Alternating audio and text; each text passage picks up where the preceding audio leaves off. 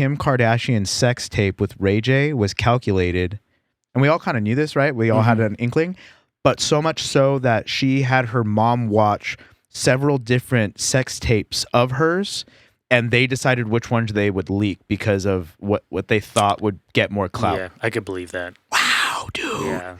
That's crazy, dude. I mean, it's like...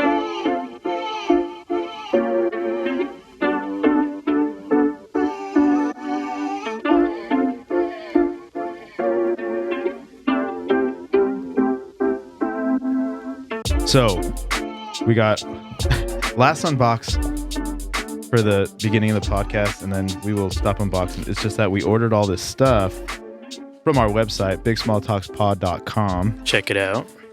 If you haven't already, if you put discount code WELCOME IN, you get 10% off your first order. So do that. That ends October 31st. Why welcome in? Just because it's... Because Charlie says that all the time. Welcome in. I thought he would put promo code VIBES. Vibes. Good vibes. Check that out. Feels like a good solid mug. Oh, yeah. Yeah. Made out of straight marble. Made out of Rome, Italy. Yes. Only the best. Only the best. See that? That's dope. Clean, no stains. No like stains. on the print. The logo doesn't look pixelated at all, really. No. I was kind of worried how the logo. Let's show the people. I wonder if here. that's just way easier than a shirt. I would imagine. Look at that shine. And you could drink. And people don't know this, but you could drink anything out of there. You could even use it to put oil in your car. If you want. So it's a shirt. That's a nice looking mug. Shirts, hoodies. Shirts, hoodies. Cup. Crop beanies, top. Crop top beanies. There's a beanie on there. I think we might take the beanie off and the hat off right now. Why? Oh, because so when you built those up, we didn't have we wanted to try a font rather than the logo. So we did a one of their like fonts. But they charge you to use their graphic. So it ends up costing us more to make those beanies and those hats, so we don't make our money back. And so we end up spending on it. So I think what we're going to do is we're going to take those down for now and then just create a font that we have, like, so that we're uploading rather than using theirs. Yeah. So that's just for right now. But I don't think I've taken it off yet. So if you want to go grab it now, go grab it now, because it won't be there for very long. Yeah, they're taking them off. Yeah, we're going to take them off. But I mean, that's a good strategy, just threading people. Like, we're going to take this off unless you... Well, that's initially... I mean, that's what we want to do is, like, have limited time stuff, you know? The stuff that's up there now is going to be there forever, for, like the OG logo stuff. But, you know, we're going to have some... I have a couple of mock-ups already that are, like pretty cool that I feel like we can release, like, maybe next month or maybe, like, for, like... the holidays and stuff. Yeah. So we'll see. Go check out the bigsmalltalkspod.com. Enter the promo code WELCOME IN to get 10% off. Let's get into the episode. It's Big Small Talks. It's Big Small Talk. So Charlie is ill once again. Charlie is ill once again. But it's just his throat. It's his moneymaker. It's his vocal cords. But I feel like it's been going around. I was thinking it wasn't going to be until like November, December that people were going to be getting sick left and right. Yeah, I feel like, I mean, when you're out, you know, and he's been going like to clubs and all, you know, like, so when you're in like a large amount of people group, you know, and they're all, you know, doing whatever, it's like, you're just bound to catch something, whether it's like a little head cold, a little allergies, like COVID, like. Do you think in big crowds like clubs that tall people are less susceptible to getting, because they're a little above people's breathing and coughing? I don't think it matters. When you're that close in proximity, I don't think it matters. Yeah, it probably shoots up, actually. Shoots up. Yeah. Yeah. So the short people might actually be the best bet. Yeah. Because it gets like latched onto clothing rather than me. I mean, unless it's like straight up in my face. But I mean, you're talking about like just breathing, talking, laughing, like, you know, like I forget. I was just watching a stand-up special. It was JT Miller. Did you watch that one? Oh no, It was on YouTube. Yeah, it's new, right? Yeah, new. it's pretty new. It's called like Hey It's a Jason name. or something it's like that. Someone in the crowd. Somebody in the crowd. Yeah. And I don't want to give it away, but it's a pretty he really like there's a reason for it, and he really like turns it around for the win. Yeah, it's kind of first of the kind of this kind that I'm aware of. What's that? Where it's a special about an interaction, and it's a progression interaction with one person in the crowd. Yeah. And I didn't know that's what it was about. And he was basically coming from it that like thinking it was going to be like a COVID special, because it was like right after COVID kind of deal. And he's like, I know COVID's, pretty much done with, but act as if the pandemic is still happening, because all of this material has to do like with COVID basically. So yeah, there's a lot of those. Check. But yeah, anyway, so why I brought that up was because you were talking about like coughing in crowd or whatever. He basically had some fans on the stage, and he's like, yeah, in my writer, the thing that I asked for specifically was 2 fans so that I could blow the COVID back at you. So like when you guys are laughing, it's like ha ha ha, and then you go, but then you take it in, and I don't have to take it. Yeah, that's probably a good move. I don't know if that's actually what happened. They probably just had those fans there because they get COVID caught on karate stage. chop. Yeah. But that was it was a pretty good special. It wasn't like laugh your butt off, kind of like haha, But it was captivating. It was interesting. Captivating. Yeah. I think he's like an interesting character. Yeah, I love that dude. Me too. I saw him. He opened up for Aziz Ansari when I saw Aziz at the Irvine or the Verizon Amphitheater.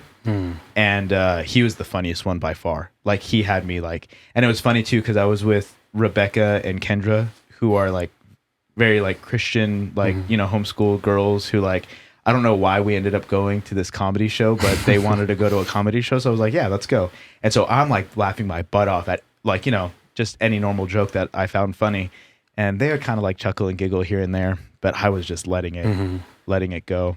I'm gonna go with Sophia with my friend Josiah and his girl to the Irvine Improv to see Anthony Jeselnik. Oh, what? And I honestly haven't really seen a lot of his stuff, but I just know he's kind of like Mitch Hedberg, where he just says jokes. Like it's not really like it's writing jokes. Yeah, it's not more of a bit that ties into each other. It's just insanely dark. Yeah, it's very dry sense of humor. And then it's like punchlines. It's like, one after another. And he sets up like this story. He's like, yeah, one time, I was out dating my girl and then and then I said this. And then like, that's the whole joke. And then he moves on to something else. And he's like, like racism, and he like, it's just rapid fire, just nonstop jokes. Yeah, Sophia's not going to like it. You don't think so, dude? No.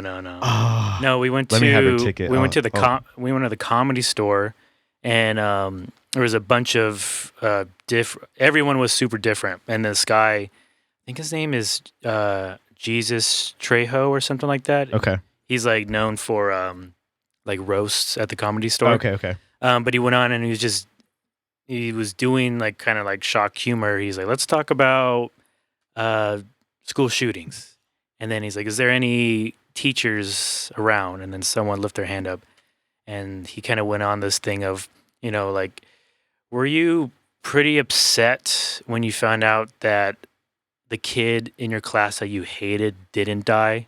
And like, there was, it was like half like, oh, and then, but I was dying, and Sophia like hit me, like saying like, yo, like, why are you laughing at that? But I mean, it's, I think it's less that, it's more of, she's not used to me when I'm loud. Yeah. And so even if I raise my voice like right now, if she was right near me, she'd be like, hey, like, chill out. Yeah. Exactly. So I think it's mostly that. So and it's probably like, hey, don't laugh at that. Speaking of Netflix, so I watched the Dahmer series, most of it. I didn't get to the last couple episodes. Okay. I finished at the one, spoiler alert, where one of his victims was, I guess, his boyfriend, but it was like this deaf black guy. Mm-hmm. And kind of, it's like an interesting episode because it goes through how he lives, the deaf kid Yeah. lives through his life and how he communicates. And Yeah. you almost like are rooting for him because he's like, oh, he's going to the club. Yeah. You know, he's getting out of a shell. Yeah. He has to write things down. Like Dahmer, you know, Yeah. confronts him and he's like, oh, let me write. Yeah. So, yeah. But Yeah, overall, did you enjoy it? Overall, I enjoyed it. Like I watched the whole thing. I didn't know anything about the Jeffrey Dahmer story. So to me, it was like, watching it with, open-minded. Yeah. And so like to me, I was like, oh, I'm just watching it because it's interesting. I like the actor, the guy who, produced it or whatever. It's the same guys that do the American Horror Story. So I was like, okay, it's probably going to be pretty good. Didn't know what I was getting myself into. Never heard about the Jeffrey Dahmer story. So I don't think that the story itself was like we can talk about it with people like being like okay with like a little bit of spoilers because the story has already been written out. Exactly, it's like it's history. But I will say without, giving anything away, like it is definitely very graphic. And I know a lot of people that I've talked to that have either tried to watch it, watched some of it, didn't finish it, can't watch it at all. They're just like, it's just a little bit too much. Like it leaves them with like kind of like a eerie, like, Well, the thing is that it actually, like when you say graphic, it's not like, like rape scenes, then murder, and then he eats them. Like it's not necessarily like that. It's like the buildup. It's like it's almost like the spatial eeriness. Yeah. Like it's like you putting into your mind of what is going to happen. Well, and I think they do a good job of getting into like his psyche. So I watched an interview with what's the actor's name? Forget. Dang, look it up real quick. I watched an interview with the actor, and he was basically getting to the point of like, the whole point of the series was to not get in the mind or get into the perspective from Jeffrey Dahmer, but rather the perspective from his victims and from those around him. And the guy's Evan Peters. Evan Peters. Yeah. People are shooting us right now because we don't know that name off the bat. But I thought it was interesting that he'd say that because I get what he's trying to do. Like I get he's trying to like push the show, the publicity. And he's basically trying to like not glorify the serial killer, and I get like you have to do that. I wish there was like a way that people would just be like honest with the fact that like, okay, like we as a society have not celebrated serial killers, but have found interest in them for entertainment, Yeah. And I don't think that that's necessarily celebrating the serial killers, but we do find interest in it. I mean, there's a reason why these shows, these documentaries and all this kind of stuff like get viewership at the high amounts that they do. So from an actor's perspective, like I don't really think that he has any kind of like weight on his shoulders, like of like being immoral or whatever. It's just like, a character. It's just a character. It's interesting character to and portray. He did a really good job. I watched some interviews, some Jeffrey Dahmer interviews, just 'cause, again, I had never heard of him before. And so I wanted to see, how he talked and all that kind of stuff. And Evan Peters like got his cadence down like to the T. His breaths, his ums, his pauses, his like awkward like like eye contact, because he was a very like just nonchalant, middle country person, just if you would have talked to him, he's weird, but he's not like out of this world weird, You just think he's quiet. He's quiet and he's slow and he's like a little, socially awkward, but nothing insane like that. And so I think that what he said, where he's like, we weren't trying to glorify the serial killer and all this kind of stuff like that. We weren't trying to promote him and yada, yada, yada.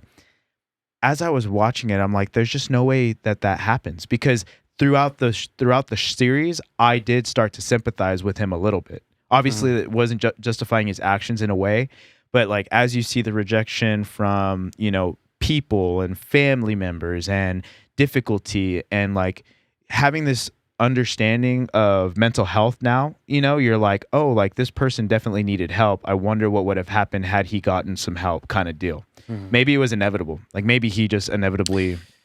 Yeah. What's interesting is so in the first episode, when they brought his dad into the precinct and were telling him all these things, the dad was like, he had a hernia surgery, and then he wasn't the same after that. Yeah. So they didn't really like portray him before as a kid before the surgery, and then right afterwards. It was just immediately like he was already like himself. I don't know what the purpose of that like disclosure of the hernia surgery was. I don't know if he was like just trying to like an excuse. Yeah. Like, oh well, he. Yeah. Because it seems like that's what it was. Because didn't he go through a different surgery later on? I don't think so. No, I don't remember. No, I could have sworn he went through some sort of surgery, but it wasn't due to a hernia. I could be butchering that completely, but I could have sworn that in the show he did have some kind of surgery. Wasn't it a lobotomy? I don't know. I could have sworn. Anyway, so wait, but lobotomy would be when he was older, or like shortly after. I think when he was still younger. I think it was when he was a little bit younger. I don't remember that part. Yeah. Check to see if Jeffrey Dahmer had lobotomy. Dude, What a word! Just from like Googling all this, I'm gonna get all these like. Oh, I know, dude. I hate that. These ads crime and stuff. stories and stuff. Like, did you know about this? You got to go in the incognito mode on Google. Cause that stuff's whack. I like it when it's things that I'm searching and like, like for example, like with all this like wedding stuff, it's just too much. Like, but I gotta research it, It's like I don't want to this. I don't. No. It just says he got a double hernia operation when he was 4. Okay, so the dad was right, but it didn't. They didn't really show anything like being like, oh, because of this a hernia, surgery. Like he's and different. I mean, now. I understand that from a like a script writing standpoint. It's like let's just get into this, which I've been watching a number of shows, and that's like really the problem is like sometimes it's just like way too stagnant where you're just like finding out things like halfway through the season. Mm-hmm. So it's you were talking about the victims being what they're trying to honor. But the thing is there's nothing that's being honored of them. It's because Netflix, so they don't have to disclose whether they're even doing this or not. So there was a couple of interviews with family members that like didn't know anything was going to happen until they saw like trailers and billboards that it was happening. So do you think that, I don't mean to cut you off, but just kind of talking about the families, do you know or do you have an idea of whether or not the victims of this whole ordeal got money from this documentary or from the series? No, they didn't. They didn't? No. That would have been a thing to do, right? Yeah. Like that would have been an honoring thing. Like start a foundation sure. for those families, or for like what a lot of crimes do. They start nonprofit organizations to help like this to be prevented for future. Sure. Things so that didn't happen. No.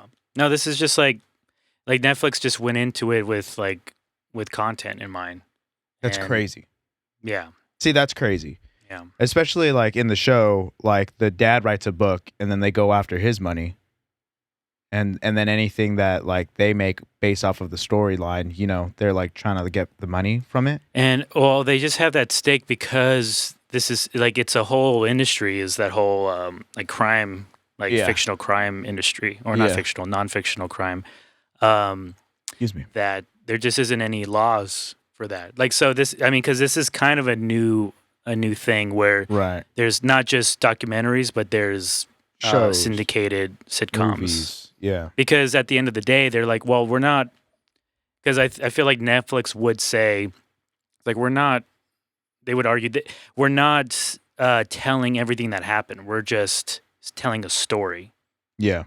which is kind of true. So when you see adaptations of books like Game of Thrones or Lord of the Rings, Yeah. they're the first to tell you like we're changing a lot of things. Mm. Or biopics like Mhm. Freddie, like of musicians and stuff. It's like Mhm. this. It's obviously not entirely true. Right. It's Hollywoodized a little bit and dramatized.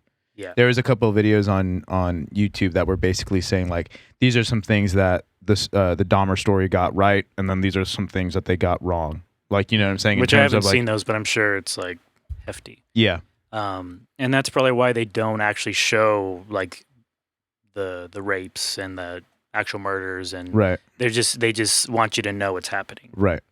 So Yeah.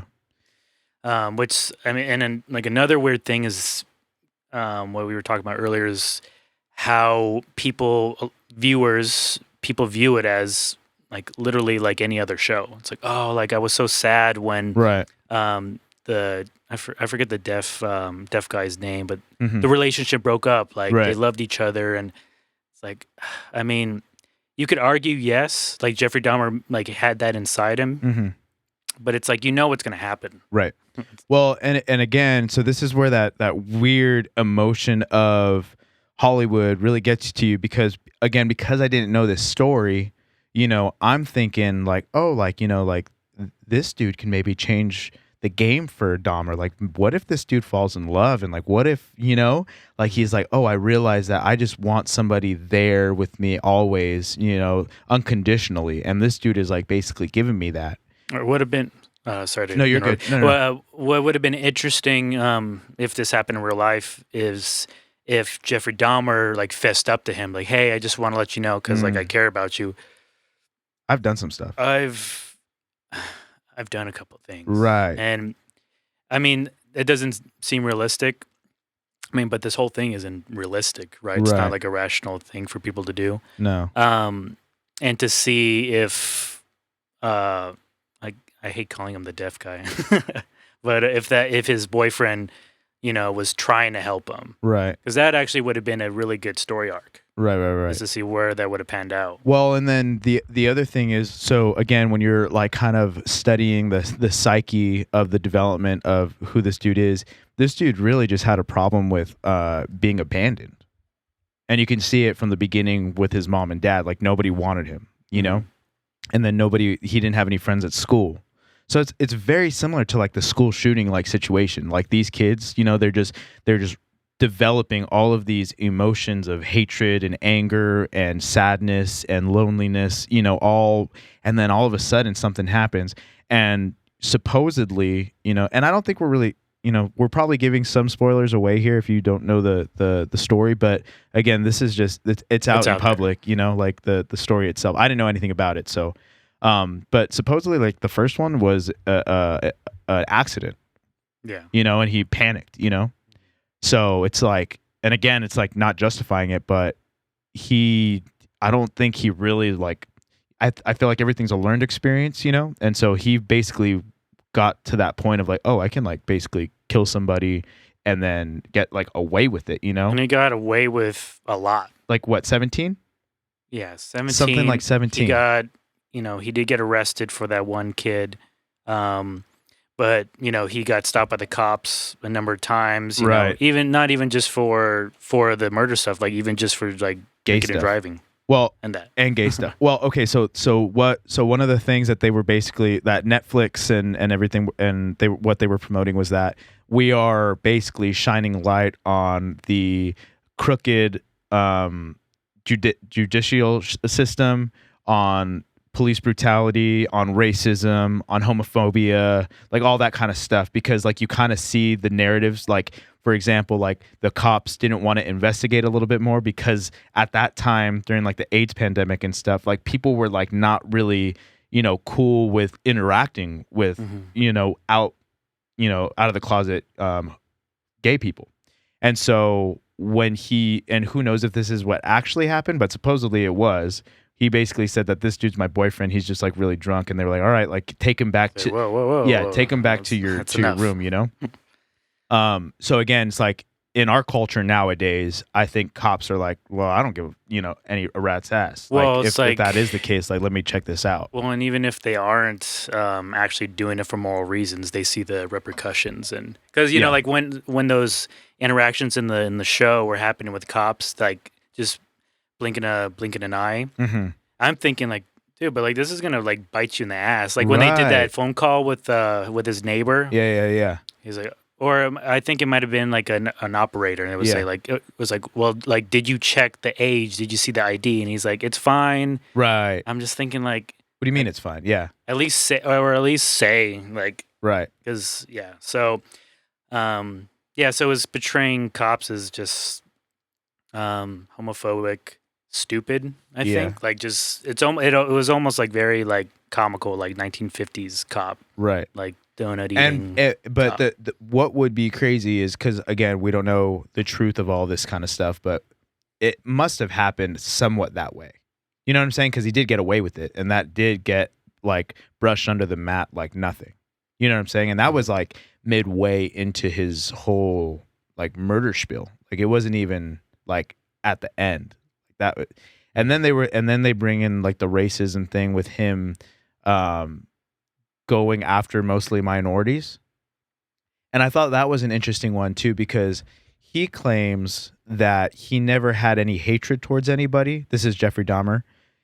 He claims that he never had any hatred towards anybody, but he would go after people that he found as beautiful. And to me, it's like, okay, yeah, obviously they got murdered by this dude, but did he find them like like, was this a racism thing? I don't really think so. And again, I don't really know the story that well, but to me, it didn't seem like he was choosing these people because he was racist towards them. And again, this dude's not here to like defend himself or anything like this. So this is just strictly like conversation. But it would seem weird to me that he would decide to like hang out with these guys. I mean, and this dude's demonic already. You know what I'm saying? Like he's watching The Exorcist.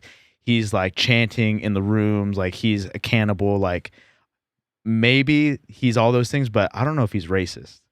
Yeah, I mean, I'm sure everyone had that, like that, that gist back then. Yeah, right. Because we're just so multicultural now, and we see everything for what it is. Yeah. Yeah, that is interesting to where I don't think someone that was innately racist would come up with something like, well, but like I thought they were beautiful. Because it seems like he was so and again, so honest is such a weird, term to use with this guy, but it seemed like when he came forward with all of his stuff, like that's what his purpose was. He's like, hey, I'm not even going to fight telling you guys what I did. I want it off my shoulders. Like, I've been trying. I want the death penalty, and again, if that's true, it's I think it would be weird to say or for him to lie about not being, racist towards these people. But yeah. I mean, again, you just got to see like these tabloids and these journalists. It's just a hot topic. Sure. Like, what could we talk about? Ooh, let's like call him racist, and then get people to talk about it. Which it's not like an unfair. Thing to talk about, but especially for the families, right? Like in the moment at that time when they're dealing with what they're dealing with, it's a weird thing. It's like imagine dude, imagine if like one of your friends, family members, straight up, just got murdered by this fool, and then it was like, okay, it's over with, and then you just see billboards, you see all these everyone talking about it. Yeah, you hear people talking, and people aren't watching it like in total disgust. Yeah. Like that's part of it, but then also like they're getting entertainment, and then also because people like that dude, like the actor. Like I know people at work, they're just like, oh, I started watching because like I think he's hot. I like Evan Peters, right? So then that just kind of toys you to like really like empathize, and because you're empathizing with Evan Peters, yeah, for sure. Yeah. No, that is so true, and that's what I was saying. It's like it's hard not to, again. You're not like celebrating the murderer, but you end up doing that just by watching the show. Well, you're telling Netflix and all these studios like, please keep making these. Yeah, for sure. They're already doing a document like another. It's a documentary on Dahmer. It's the Dahmer tapes. So it's basically like the Bundy tapes. I think that came out already. I think so. I think too. it's already out. So I saw that up there, and I'm like, too much Dahmer. Like I don't need to. They're I don't just need to trying watch that. to because now Suck it people all out. now people. I mean, it's just the next logical step, right? Because I it's guess. like it's like, oh well, I actually want to learn about the story, and then Netflix is like, well, watch that here. Yeah, we'll give it to you. We'll give it to you. Dude. I mean, in a way, it's genius. It's genius. You know? And like just like the Chappelle thing, they just know to just almost just stay quiet and just let it brush over, and then they're still going to be making their because their these money. guys are like on their last leg, right? I mean, they're really going downhill in terms of. Yeah, I mean, I think they're trying to do video games now. Well, that's big. That's going to help. But I think they'll probably just minimize their originals and just. Oh, it's exactly how you see network TV. So network TV, they only take.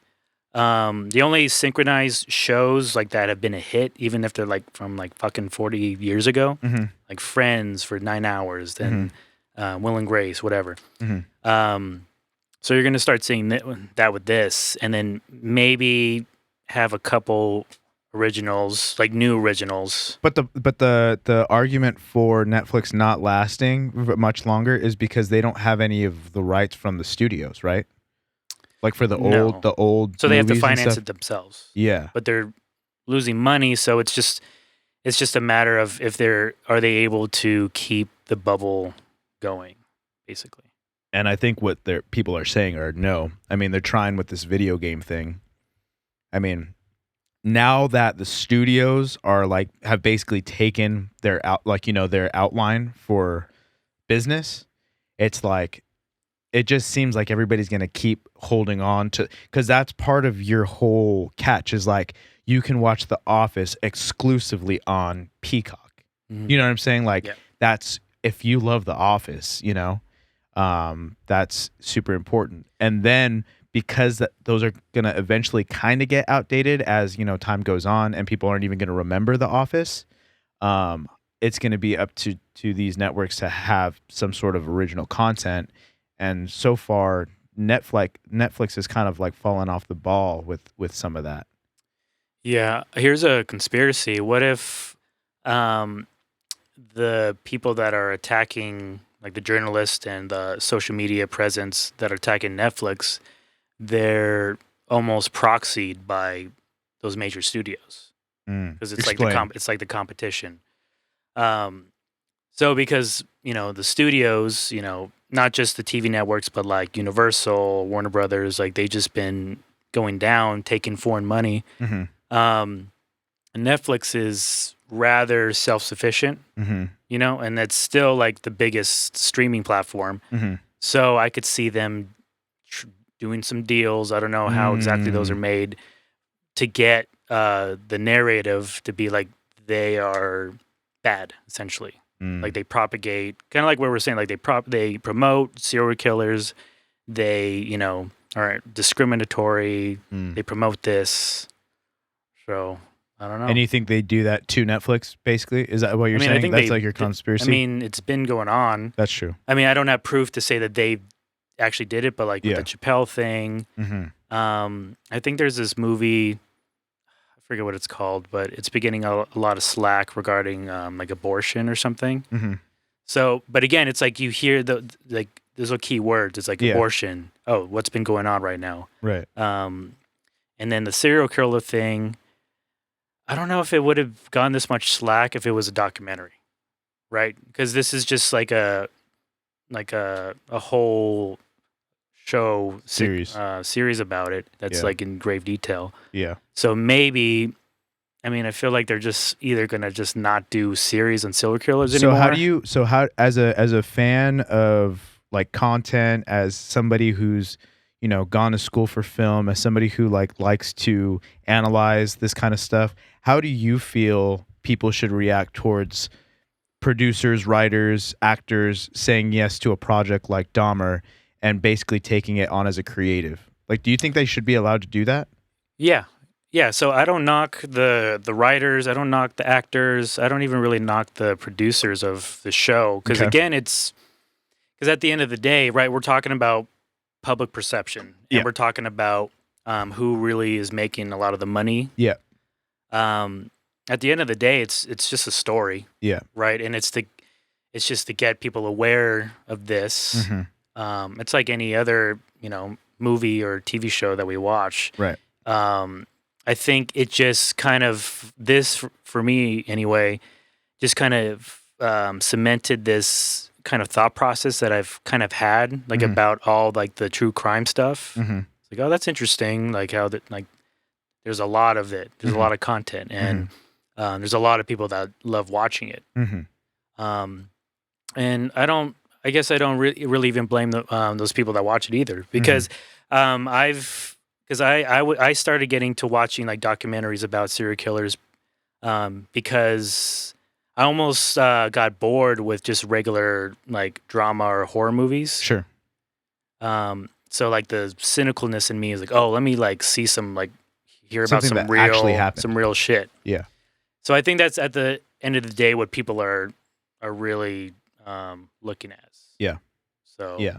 So again, but I don't think it's necessarily like right or wrong. Right. I just have more issue with the studios and profiting from this as a new industry. Right. Yeah. It's interesting because, yeah, I'm pretty much in total agreement with you there.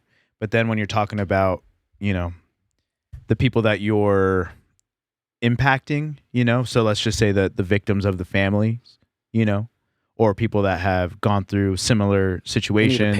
They need to pay them. Huh? I said they need to pay They need to pay 'em. I think that's right. That would be I think 100%, like with the boom in this genre of entertainment.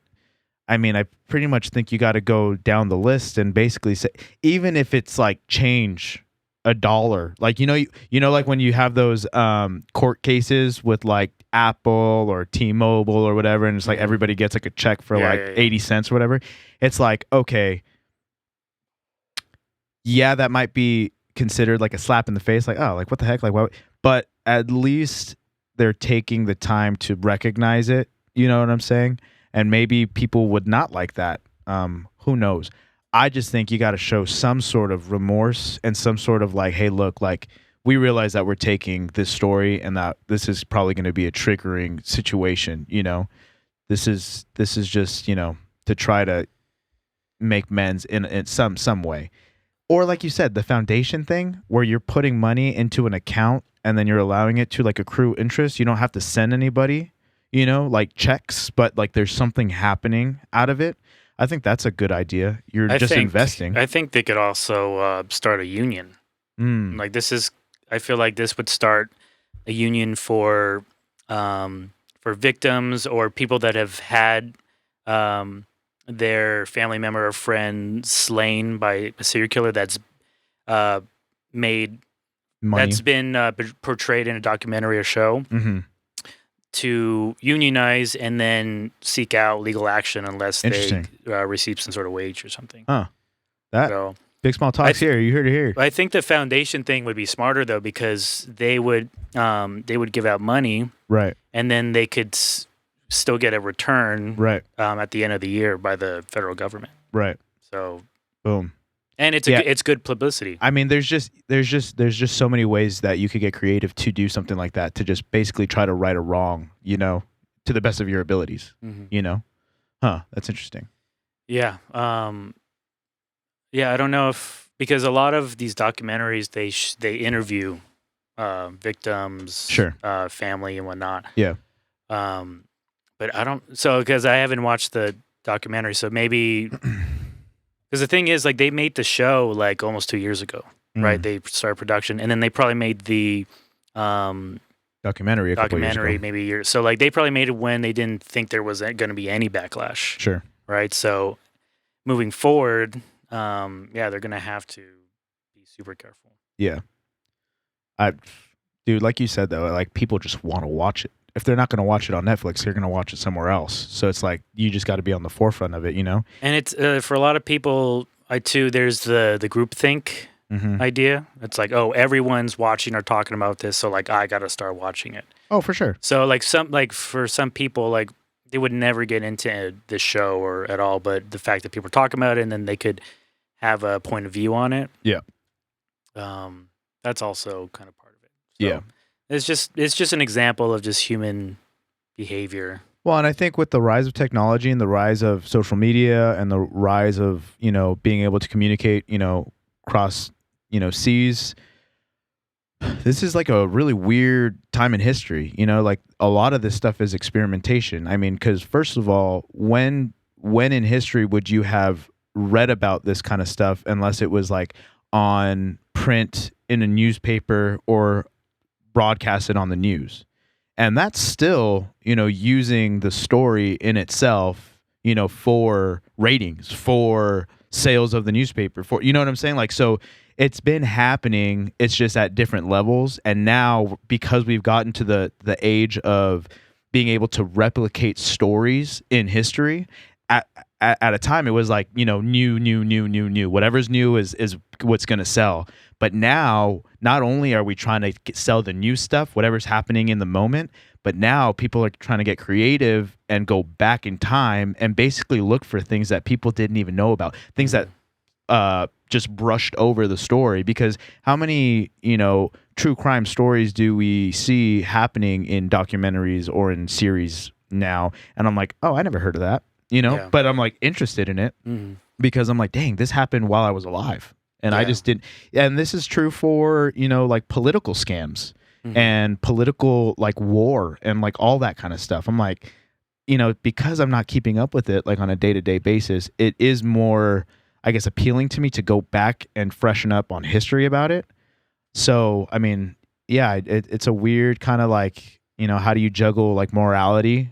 I think that like we were talking about, just like you just got to find a way to do it correctly and respectfully, ethically. You gotta basically develop a code. Yeah. So I see this as kind of a turning point for creatives to be like, okay, well, it's interesting to portray these characters and these stories, but we got to see what happened to Netflix, right? And not do what they did and do it the right way. Yeah. Because I've always thought this before is like there's certain historic things that have happened that I would like to see, like the whole rise of the Mongol Empire. Yeah. That started as a little village and then conquered all of Asia and Eastern Europe for like 150 years or more. Yeah. And then I guess like there's a certain percentage of every person or something like that has lineage to the Mongols because of like they populated the right. So I'm like, why wouldn't have they made that? Which I think they might have in the past, but you got to think of Hollywood. They're in bed with China, and China doesn't like the Mongols, right, or Mongolians. So I'm like, well, that's probably not going to be made. But but again, we're seeing this with like comedians and a lot of other people. Like they're just doing, shit on their own. Did you I don't know. I mean, this because you're talking about things that like can't be made and won't be made, or you would like to be made. Did you see the Gillian Keeves special? Yeah, I bought it. You bought it and watched it. Did you see So the good. Donald Trump as Hitler? As Hitler. Oh my gosh. Yeah. Okay. So wait, because this is something I don't want to give away because I feel like people should like if they like sketch comedy, if they like out of the box. out of the box, like really crazy. What's the comedian Shane Gillis. Shane Gillis, and then his buddy, I think Michael Keeves. It's like he's like the producer and writer. So their sketch comedy channel is Gillian Keeves, and they did a live special where they previewed or I guess showed sketches that they had been creating over the past couple of months or year or whatever. And there is a sketch where Donald Trump plays Hitler, and that's really all you got to know. In a movie. In like a movie. Yeah. It's so dumb, but it was good. I thought the sketches were good. I didn't really like, and I know this is their first one, I didn't really like the format of the way the whole thing went across, and also they were just hammered drunk. So you mean of like them like having a live viewing? Yeah, they were just like sitting on a couch, and then they would invite out guests, or not guests, but people that were on the cast, And so I feel like as time goes on, if they continue it, I think they're going to sharpen it up. So I'm not going to be too. Like the first season, they just post the Right. sketches. Right. So this No, I was know just that. like a special. No, I know. thing. No, I know that. I'm saying as specials go on, because they're probably going to do it again, is what I'm saying. I think they're going to learn from it and tighten it up. I think they were both way too drunk. Like they didn't know. Like I enjoyed it. yeah, I'm just talking about from like a viewer's perspective. Like that, I would have rather just watched all the sketches. Like nothing for the special. That's what I thought it was gonna be, and Yeah. then I found out about that. But it's kind of like like the Chappelle show. yeah, kind of he does like a monologue. where like they'll like talk about it, and then they'll go into it because I still liked it because they were able to break some things down, which I like little like insider information. Yeah, but even like again, I think they were just too drunk. Or the Keeves was at least. You know, Shane he's just quiet, I think, and nervous. But like they brought out like some of the guests, and like it just didn't really do much for me. I feel like that could have been quality monologue things written, you know, kind of stand up kind of stuff. And I feel like it was like missed opportunity because I found myself being like, okay, I want you to just get to the next thing. And then I also didn't like when they would go back and forth between the sketch and the crowd. I'm like, just watch. I just want to. Yeah. You could have had the volume from the crowd to like emphasize like the crowd is laughing, but don't cut out of the whole thing. Yeah. I could have done without that. Yeah. There was one sketch where it went through. It was the like the brothers, like the brothers who were just super like phony and had like gold chains. Like where they started to like break in the middle. I love that. Yeah. And then they would cut to like them talking about it and then going back to the sketch. I'm like, you could have done that. I mean, I like the breaking points. Like I thought that was funny, but like you could have left that till the end of the sketch. Yeah. But again, like I like these guys and I see like, oh, this is just like how they are. Yeah. And I like that about them. Yeah. Not about like I wouldn't want to do that myself, or there's certain comedians that wouldn't want to. But again, it was just like, oh well, they chose to do this. They look like they're having fun. Yeah. I'm still laughing, so that's all that really matters. No. Well, and that's what I was saying. Like, I'm not going to give too much constructive criticism on it because this is the first time that they've done it. And, you know, everything is going to develop over time. So I think they will develop into having like way better specials just in terms of the format and the layout. But I mean, the sketches themselves were, you know, hilarious. Awesome. Yeah, they were hilarious. So these sketches, like they're great because there's no corporate money. There's not ad money that's going into this. So when you see SNL, and so what a lot of people see problematic about SNL is that their humor is catered to who watches NBC, which is generally left-leaning people, and nothing wrong with leaning left. It's literally one-sided, Right? And they have to be careful what they say and talk about because they don't want to lose ad money. Well, and this guy got fired. This guy actually got hired and then got fired a week later from SNL because someone, and I don't even know if anyone knows who, but someone from SNL dug up an old podcast from like 5 years before where he did like a Korean imitation, like a Korean person imitation in like a story or something. Yeah. I think he did say the chink word. I think that's what was like if I remember correctly, well, I think that was the word, like the trigger word. Yeah. And yeah. Which, that's fair. Like he probably shouldn't have said that, but it's like, it's in a conversational format and that you're literally it's like looking for tweets like that you might have not. What's funny is that he said like, that's like not even like one of the worst things we've said. Right. Yeah. But it was enough to get him fired from SNL. But, from that, he got probably bigger than he ever could if he was on that show. Yeah, it's crazy because he really went the stand-up route, which I don't think he would have been able to do, at least not now, being, a member on that show. And now he's doing these sketch shows with his buddy, with his own crew and stuff. So he's got creative freedom all the way. I mean, it helps when you have friends like Joe Rogan to, boost you up and stuff. Yeah. But supposedly he's doing it all on his own in terms of like his talent, his writing ability. Like it seems like every comedian that I hear talk about this guy, like they're always like just super like, dude, this guy's crazy good. Like he's Yeah. just so good, you know? Well, and just a lot of these comedians like Andrew Schultz, Sam Morril, and people like that, like they do it all themselves. Right. Yeah. So that's just going to inspire more people, whether this is stand up or just sketches, anything. Podcasts, It's like whatever. Yeah. you just got to create your own platform, and it's possible. Yeah.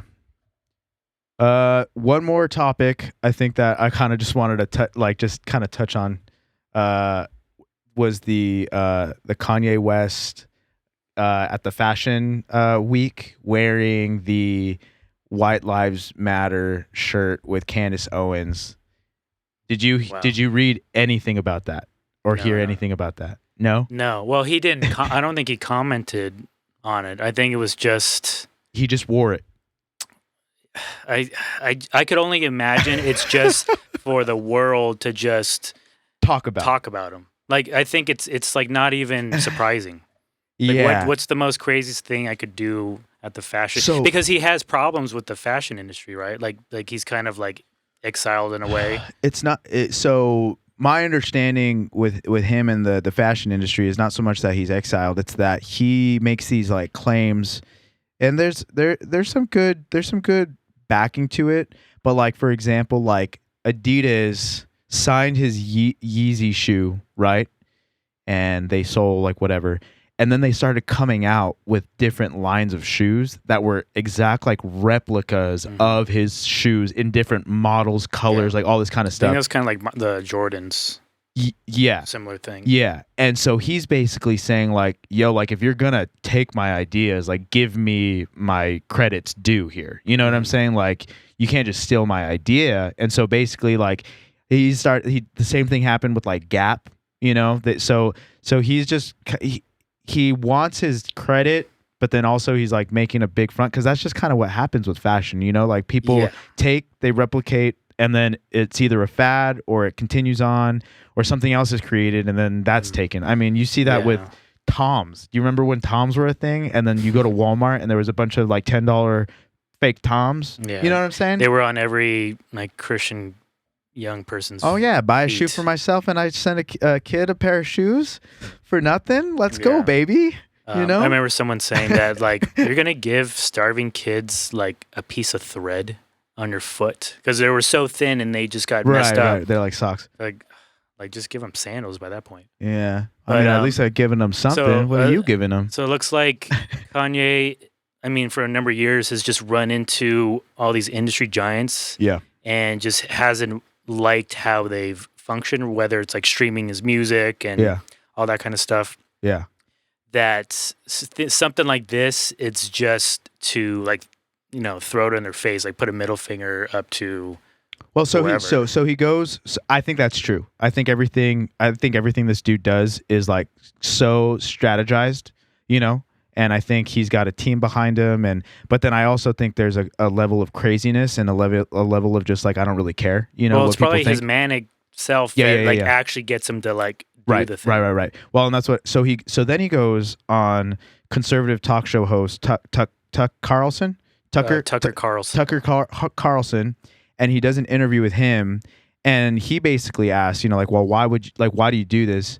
And one of his responses was as an artist, I don't feel the need to explain myself because it's based off of opinion of the viewer. But then as a leader, I feel like I have to explain myself. So the explanation for why I did it was because it's obvious. Like white people matter. Like that's the whole thing. Like white lives matter. He's like, you can make a shirt that says Asian lives matter, Black lives matter, you know, Latino lives matter, and like you'll be celebrated. But the second you put a White Lives Matter shirt on, you're basically demonized. And supposedly, on TikTok, the hashtag White Lives Matter is banned because it represents hatred or something like that. So like his whole thing was like, you know, it's obvious that like white lives matter kind of deal. And again, I think this is all strategized because Candace Owens is coming out with a documentary doing a deep dig on the organization, not the statement and not the whatever, but the organization Black Lives Matter. And she's going, and again, I haven't seen it and I don't like rep these people, but supposedly she's going through this organization and they're looking at where all the money is distributed, and it's not to Black lives. Yeah, I heard that. Like a bunch of the leaders, got mansions and Yeah. So, and then you look at the Black communities, and they're, kind of worse than ever right now. So it's like, how is that, if this is making this much money, why are we still seeing this much damage in the communities? Yeah. So that's coming out too. And I don't know when that's coming out, but I thought it was funny that these two individuals are doing this at Fashion Week. You know what I'm saying? Yeah. So, and then another thing that Kanye's, I don't know if it's in the same interview with Tucker Carlson, but he was saying that he had anti-Semitic comments. I guess he was saying he was after the Jews, but he's okay to say that because he's Black and that Black people or that Jews are originated as Black people or something like that. I don't know. I didn't hear anything about that. Something like that. Which I've heard that before. I think I even heard Kendrick Lamar say something like that, where the tribe of Israel or something like that, originally tricks back to Africa. Yeah. But I'm thinking isn't that everybody? Yeah. Because that's a whole evolution standpoint is everybody Africans was creative. And then they went into different. Right. So I mean, that's huge. And then, I saw the headline is Elon Musk is trying to talk him into some sense, or Elon Musk is trying to talk Kanye. Well, because I think he said it on Twitter actually, and Elon Musk is still trying to get the Twitter deal. So I think he probably is thinking of himself if I get him to remorse or something, that this will look better for my chances. Bro, I mean, it's crazy. This dude is just so, I feel like he's the male version of Kardashian, which is hilarious. This dude, I don't know if this is true, but this dude is saying that Kim Kardashian's sex tape with Ray J was calculated, and we all kind of knew this, right? We all had an inkling, but so much so that she had her mom watch several different sex tapes of hers, and they decided which ones they would leak because of what they thought would get more clout. Yeah, I could believe that. Wow, dude. Yeah. That's crazy, dude. I mean, it's what else? I wonder if he's gonna come out and say some more shit that he's learned. Crazy stuff, from that dude. family. Bro, can you imagine, dude? Mom, can you come over here real quick? I need to ask your professional opinion on something. Well, because she's what's her name? It's a guy's name. It's not Aaron, but the I was mom. just thinking Aaron. Riley? No, but Kylie? No, that's the girl. Jenner. Kris Jenner. Kris Jenner. Let's go, baby. But she's already been a industry giant with that kind of deal, so that makes a lot of sense. Bro, that's crazy. Yeah. You just said, dude, it's so wild. Was it just a rumor, or is it real that Kim Kardashian got a butt reduction? Reduction? Yeah, I thought I heard something like that. I don't know about that. Let's just say it's true. Okay. Let's just say it's true. It's all these girls for the last, 10, 15 years have been increasing. That got whether they worked out their butt naturally or they got implants. Right. Now this went away. It's they're just we might see some pancake booty. But no, I mean, because I got to think if she did do a reduction, it's to make it more look more natural. Because it didn't look natural. Yeah, but seeing what she looks like to that comparison. Yeah, that might look natural on a petite, Korean girl. But what I'm saying is, it's still probably bigger than what she was naturally born with. Maybe. But it's almost like when girls get breast reduction surgery, they don't get rid of all the titty, right? They just get rid of some of the titty. I don't even think they can. I heard that especially if they're big and large. Of course, I don't know what I'm talking about. The heavies. But if you got the heavies, you can't just get it all out at once. You gotta go it's reduction. twice. It's reduction. You gotta step. It's like an alcoholic stepping away from alcohol over time. Just drink because Budweiser. If not, you could die. Exactly. We don't want that to happen. Drink this wine cooler. No, I gotta think. There's a new trend coming around, and because it went from being large heavy girls, right? Because we're all over the trends here. Large heavy girls were it because back in the day that meant that you were rich because you were eating good, right? You're talking about like back in the day. With some cultures, yeah. Yeah, like if in the Middle East and like if you were a little bit thickums, like you had money, you were raised good, like you know what I'm saying. You had some wealth. Seems like from like I don't know, like the 60s to the 90s. Yes. Just straight petite. Very slim, slender, and then model-esque. Pam Anderson came out, had these huge knockers. Big old heavies. And then that became the thing, was titties. Yes. And then Kim Kardashian came around. With the booty. And now she got rid of the booty. Yes. So what is there left to do? Whoa. My bad. Didn't mean to clip there. I think we're heading back into a moderate, like everything is like within moderation of each other, but it's just very what's the word, like where it's like fitting. Does that make sense? Oh, dude, I know there's where proportion. I think everything's going to be proportion.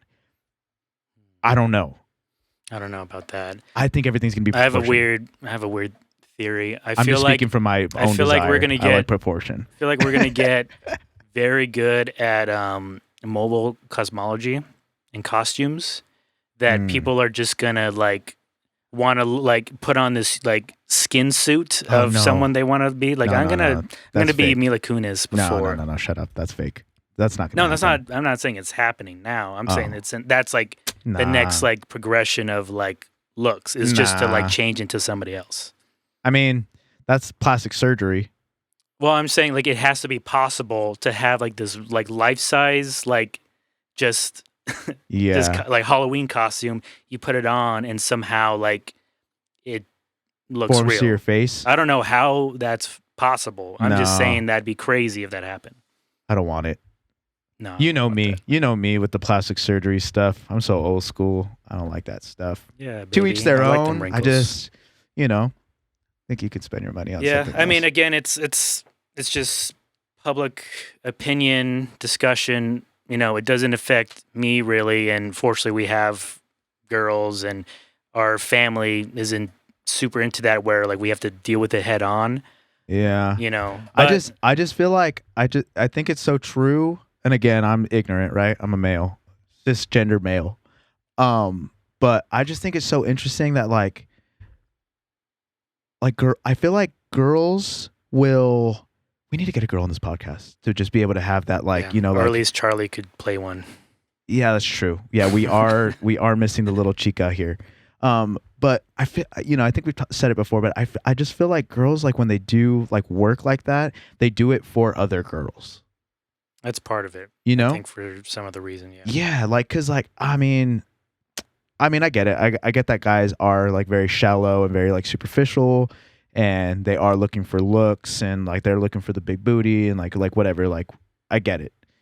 But I feel like once you have a man, like once you are in that like relationship or whatever, I think it was Andrew Schultz who was talking about how fake tits are really meant for everybody else except for your significant other, because the significant other gets to see you shirtless and your boobs look terrible, naked. But with the shirt on, your boobs look great. You know what I'm saying? In a bikini, your boobs look great. So you're really getting it done for everybody else except for the dude that gets to see them naked. And your girl who has big tits is always complaining about how big they are and how they hurt and they can't run. Yeah. Well, Poor so babies. again, this is, I'm as a guy just trying to piece some of this together and like have observations. Like I'm not saying this is what this is. It's like observations. Good word. I, think that perhaps because female cosmetics and makeup and Hollywood, how they look, it's just been so enculturated for sure in every culture that when girls come of are age. Growing up, they don't even think as to why they do that. Have to do that. Yeah, it's like they just want it. Well, they just see all the benefits. That's true. It's like, well, there's all these benefits if I do this. If I'm a waiter and I put on makeup opposed to not, I'm probably going to get more tips. Right. And as a waiter, you and me know this. Like we've talked to girls and they say that's like a fact. Yeah. Right. So, which if you're a girl and you're a waiter, you're gonna make twice as much as any male. Yeah. No doubt. You just have to say hi. You just have to say hi, and you have to get. You don't even have to do your job correctly. Like, You could fuck up. Yeah, That might even give you more money. Honestly, just say it's your first time or you're busy or whatever, and just say sorry, and you're gonna get. I remember getting so mad at like seeing what some of the girls would take home at work, and I'd be like, sitting on $20. You're like, damn, worked the same shift. Got phased. Got cut. Yeah, You're like, got cut. Like, damn, how much did you go with? It's like only 140. I'm like, 140. Yeah, I made $40. I think it's also, it's partly guys' fault, right, for falling sure. for that, and I guess. But my problem is that a lot of girls that I know that their Instagram, their socials is just like all like model like pictures with makeup and stuff. Yeah, like they're looking for the attention from those comments and DMs. Word. But you're never gonna find a compatible companion through that. Yeah. Yeah. Because that's ultimately what most people want anyway. And what's crazy is like, even as a guy, you get sucked into that because you're like, oh, I want a girl that like that, right? Like that's what I like. Oh, you see this and like, oh, and see that, and you're like, oh, I want a girl that like looks like that, and like looks like that. And it's like the harsh reality of like, well, is that person even a cool person? Like, could I have a conversation with them? Like, would we ever gel well? Had we got like the odds of that happening? I mean, really are slim to none. But right? You really don't find that out till your 20s, right? Because like we dealt with that kind of chasing, looking for these like aesthetically hot looking girls when we're in junior high school. And then, going in and out of partners, being like, why didn't this work? Yeah. And then you get to a point, it's like, oh, well, there's, certain ways to do it. And it's like, it's so cheesy to say, but just being yourself and then empathizing with that one person and then trying to be better for you as a whole. Yeah. Yeah. I had to unfollow a bunch of girls on my Instagram because I was just like, you know what? Like, nothing against these people. Yeah, and I like, I would still follow them if they just didn't post themselves like half naked all the time. Because I'm like, I don't need to see it anymore. And also, like, I don't want there to be a moment where Erica and I are cuddling in bed, I'm scrolling, and then she looks over and is like, who is that? And why are you following her? Really? Because like you're never gonna see. Like that's what I got down to. Traps. Like, I'm never gonna hang out with this person ever again. We haven't talked in 5 years. We're cool, but I don't really need to follow. You know what I'm really fucking tired of? Tell me. Is duck faces. Like it makes you look. Let's talk about it, dude. It makes you look, like you're trying to be a sculpture or something. Like, dude, I really don't understand it. Like it's like I guess it's like to push out your lips to make them full. Push out the lips. But you're never gonna be Angelina Jolie.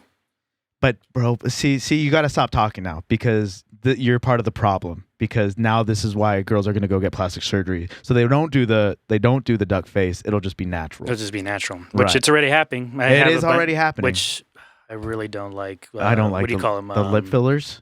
Yeah, no, thank you. I'm sorry, guys. No lips. I'm sorry, guys. If you have lip fillers, you're listening to this podcast. Nothing against you. I'm just telling you how I feel. Yeah, I'm just a guy. I think you look beautiful without expressing his feelings. Yeah. I mean, if you want to create your own podcast and start, talking about dudes, I'd be willing to. Mexican dudes who don't stick up to their fiancés and keep their mustache. Right? Yeah. Keep your mustache. See, you're changing up for your chicks. So you're right there too. We all do it. I'm putting in the white flag, and it's gonna grow better and stronger. Is that what it is? I think my girl's telling me to go to a barber shop because my stuff be looking nasty. But I thought you said she liked. She does, but she's like, it's looking really homeless. You know what I'm saying? It has like it's for a while. Yeah, the homeless look. So I think I'm gonna go to a barber shop for the first time, second time, and see if they can fix me up to see if I like it for the wedding. That's the whole. Oh, goal. So it's not anytime soon.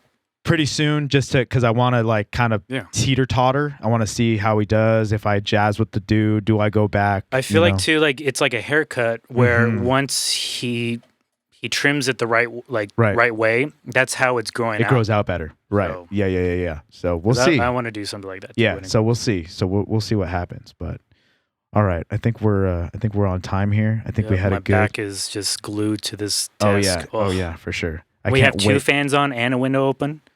The window's closed. He was Oh. doing some lawn work outside. But we did miss Charlie. Miss you, Charlie. Miss your vibes. We hope that you get better soon. We hope to be able to hear your beautiful voice soon. Listen to Charlie's takes, because they're Takes. honestly get like just his way of speaking and addressing his points.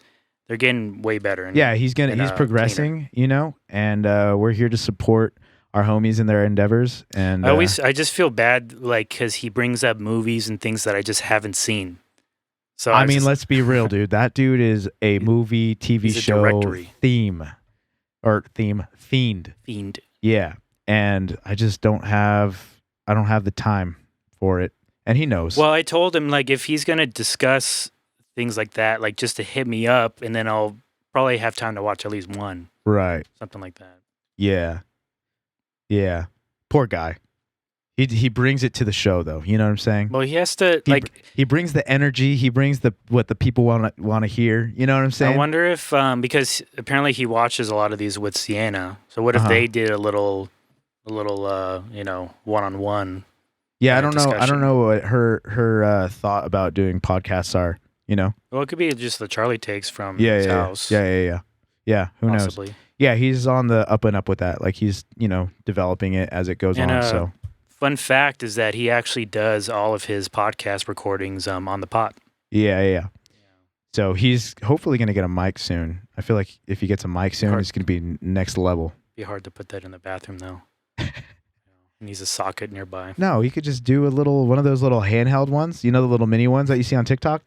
Hey, hello. My name is... Oh, the little guy? The little baby one, Sophia has one of those. That'd be so cute.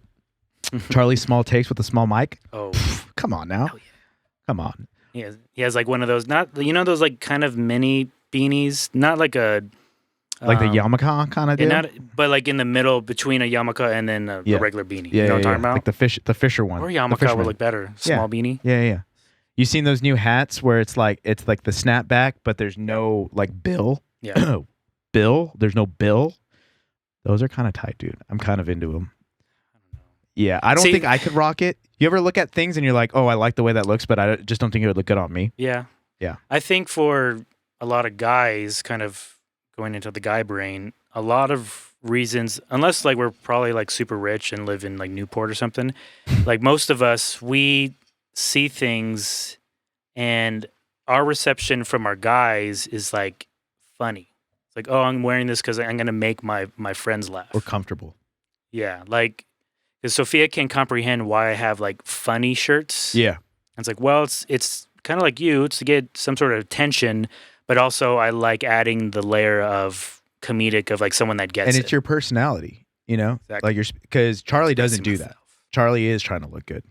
Yeah, he wants the brand on the front. Yeah, exactly. Gucci. He's looking good. Yeah. And see, like Nick, Gucci Hulk, like that dude has his own style in his own. Like it's comedic in the way that he rocks it, but then he wears it so confidently that it looks good on him. Like I can't see him dressing like any other way. So consistent. So it's like that's just. And then I just got like dad look, you know, like I wear the same shorts, the same shirt, the same shoes. Like I don't got no style, but that's fine. Like that is my style. That is a style. That is my style. It's no style, but. All right, y'all. Thanks for tuning in to the Big Small Talks podcast. Appreciate you. You can go ahead and like and subscribe on our YouTube. We're posting these full episodes now. You can go ahead and check us out on Spotify, Apple Podcasts, wherever you stream your podcasts. Be sure to check out bigsmalltalkspod.com. You get 10% off your first order with the code WELCOMEIN. And if you want to be a subscriber / donator to our entire podcast thing, you can donate 99 cents to $5 a month using our Spotify. You can see the link at the bottom of this episode. Thank you as always for tuning in. Hope you have a great week. All right. Peace.